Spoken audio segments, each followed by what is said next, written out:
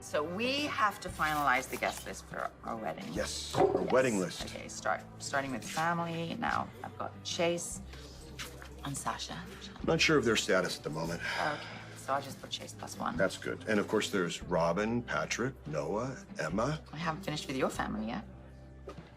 Violet? Aren't you going to invite your father to the wedding? I'm not sure inviting him is such a good idea. Listen, I haven't spoken to my father since the last time he was in Port Charles. When you diagnosed him with chronic Lyme disease and he's symptom-free now, isn't he? Yes. And of course, I'm very happy about that, and we exchange occasional emails, but we mostly communicate through Chase. I'm sure that works for you. I question whether it would work for your father. And what about Violet? What about Violet? Doesn't she deserve to have a relationship with her grandfather? All right, I know for a fact that Chase has told Gregory about Violet. Mm-hmm. And has my father made any effort to get to know his granddaughter? But that's because he's respecting your boundaries. He's waiting for you to invite him into Violet's life.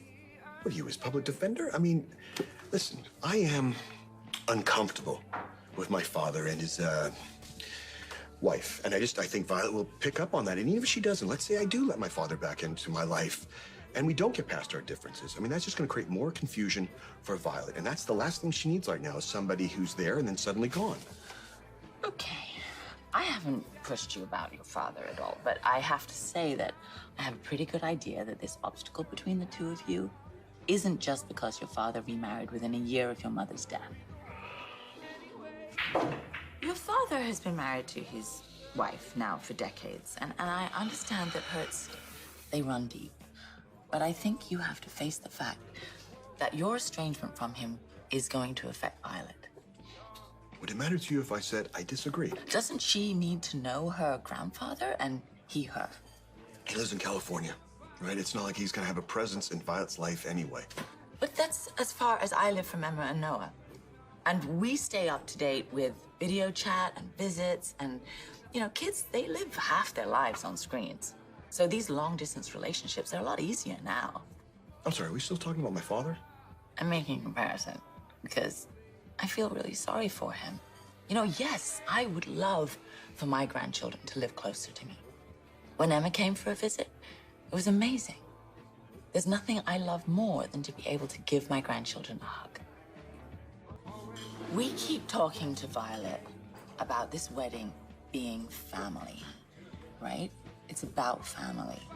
And having your father there would show her that he's part of this family. Okay. Maybe I would like my father and Violet to know each other. But he's not the only problem here. Now, can we just leave it at that? Oh, this is about your stepmother. You're not gonna leave it at that. Listen, I just can't imagine her at our wedding. He'll take away from the day, for me anyway. And I can't invite him and exclude her, so you see, the whole thing is just... It's too complicated. I hate to break it to you, but families are complicated. But they're still family. Can't you just put your differences with your father and your stepmother aside just for one day? For Violet's sake?